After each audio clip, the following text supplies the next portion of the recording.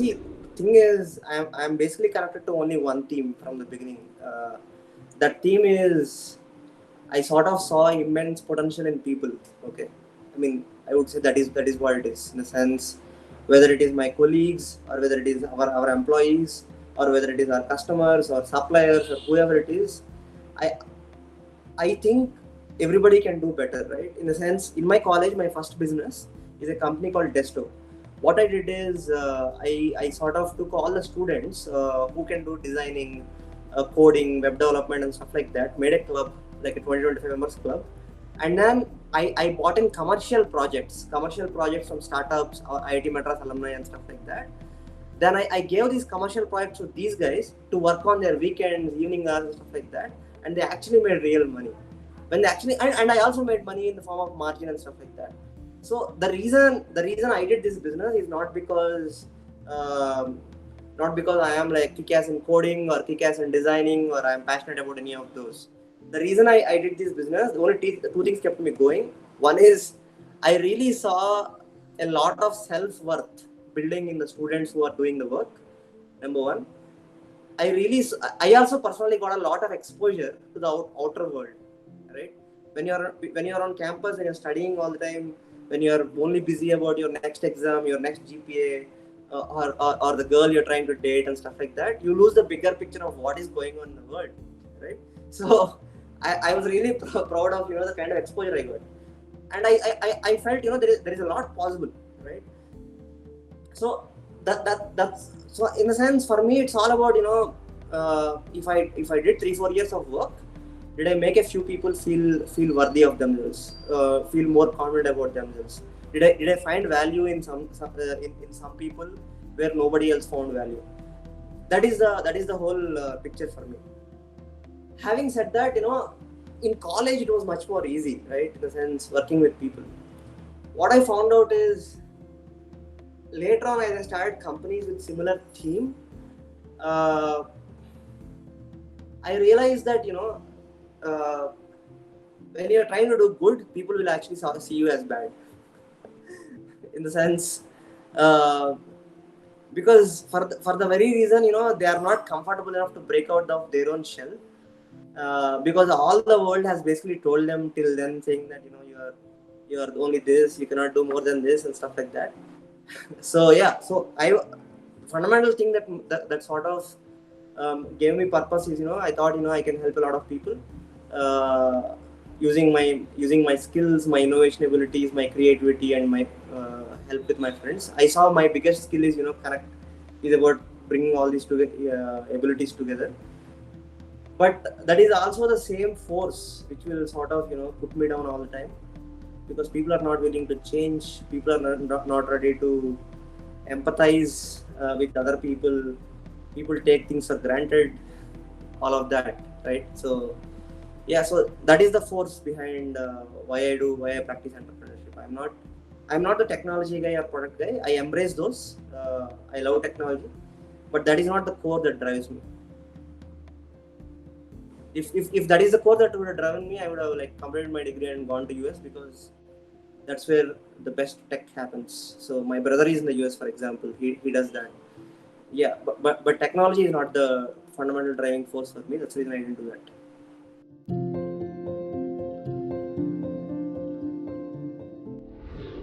My co-founders today are people whom I met in college 8 years ago, for example. I think in every single way, I believe in a sense. Uh, to be honest, I mean, we are all super pampered in college, right? In the sense we are given all these facilities and books and people. There is nobody to sort of uh, do bad things to you, or you're very protected in college, right? So I think that way. I mean, it's basically other students. I mean, other students are an immense resource when you go to IITs. I think I happen to meet a lot of incredible people, and from them I gained confidence on what can be done, uh, what can be thought about, right? So this whole dream big or dream differently came from college, definitely. And my co-founders are from college, like I said. So I mean, all the formative years of how to think, what is this? Like I said, I even discovered entrepreneurship in one of the clubs like ESL, right? So all of that happened in college only. Before that, I didn't have any exposure. Yeah, so I'm grateful to the campus experience for whatever it is.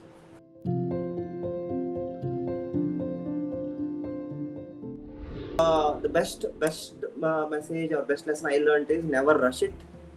I mean, never rush to start a company, or if you have a very really cool idea, never go and start off. I would say take 3 to 6 months time, preferably along with your co-founders. I know it is always tempting, to go and launch it, get some cloud, get some funding and all of that. But the 3 to 6 months you spend just discussing the idea, writing some code for prototypes, discussing this idea around with a lot of other people, your alumni, or trying to talk to people in that specific industry you want to start up with, understanding the nuances. So if you can spend 3 to 6 months after you sort of built your team and landed an idea, just to do research and understand what is the unknowns here, what are the risks here, all these unknowns, how when can I know them? So to sort of figure out all these analysis, that really helps a lot, right? In a sense, there will be many unknowns, right? But you should know the fact that there are many unknowns. So generally, like you won't do this planning, or you won't take that 3 to 6 months working along with your team just to do your discussions, debates, R&D, talking to various people and all of that. You won't do all those things, so that you'll end up doing very quick mistakes once you launch, right? Once you launch, you're already spending money, you're already going and seeing failures or successes, life is already changing, and you cannot control much. That's the reason many people tend to give up. So all I would say is spend 3 to 6 months in the idea stage together along with your team. That'll benefit a lot. See, first of all, they have, like I said, it's also about reflecting for yourself about what you want, what kind of impact you want to make. If you want to earn money, how much you want to earn, like some kind of ballparks around what you are seeking from life, right? That helps a lot. That helps a lot when you are like sort of touched the bottommost point, or when you got everything you wanted. It really puts in perspective on what you want, what is that you're after, or you just want fun of building things. So you have to really understand your values in terms of um, who you are. That helps. Second thing is, I think when you're in college, when you're in 20s and 25s all the way to 30s, I would say it is okay to give up also. In the sense, you got into something, worked for 3 months or 6 months, you understood a couple of new things, then you realized it is not going to work, or you are not committed to that. It's okay. In a sense, you are still exploring in life and you're trying to figure out what your preferences are. So I don't think it has to be taken to the heart in case you gave up in the early days, right? In a sense, but I would urge you to make progress with it. Like once you did 2 or 3 startups, or worked along with friends on 2 or 3 ideas, later on you should learn to make solid decisions about, if I'm going to commit myself to something, I'm going to run it for some time, for 5 years, 6 years, till this happens, stuff like that. But initially, from your college days to your 25s, 30s, I think it's okay to sort of start one company every year, give up, or realize it is a bad idea and move on. That is all fine. That's how it works actually. That's how you learn things. Yeah. So that's broadly it.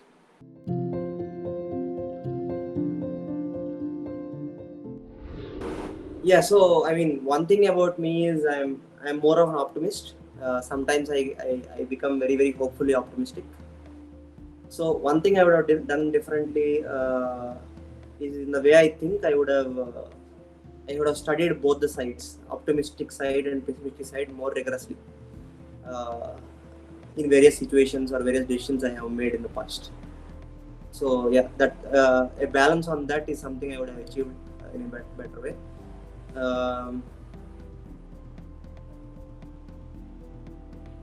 Yeah. Second thing is, yeah, I mean, I think that pretty much sums it. I am mostly a very optimistic, hopeful fellow, which is good. I mean, that's what keeps you going. But at the same time, you have to train your mind to think the other side also, or you have to have a co-founder who sort of does that for you, and you have good amount of respect for that. So I think that's one area I partly failed in keeping my own mind, because I get really hopeful, I get really optimistic about how things are going to pan out, and most of are not, they won't. Uh, I could have avoided a lot of trouble if I would have thought about the worst case scenarios early on, which I didn't do in a couple of situations. So now on, I'm not going to do that. In a sense, that's one thing I'm going to change. I changed already over the last couple of years, but yeah, that's one thing I'll work differently about.